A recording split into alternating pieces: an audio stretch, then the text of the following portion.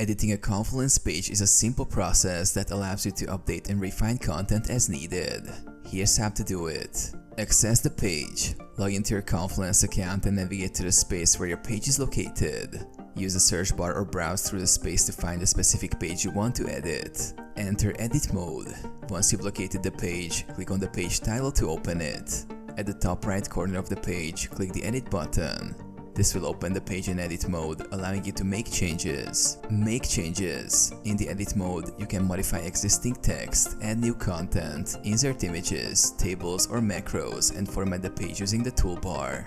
Confluence's rich text editor provides tools for formatting, inserting links, embedding media, and more. Use page layouts and sections. If you want to organize the content differently, use the page layout button to add columns or sections, helping to structure the information effectively. Save your changes. After making the necessary edits, click the Publish button at the bottom right of the screen.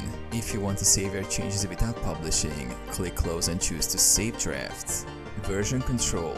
Confluence automatically saves versions of the page each time you edit. You can view the page history, compare changes, or revert to a previous version if needed.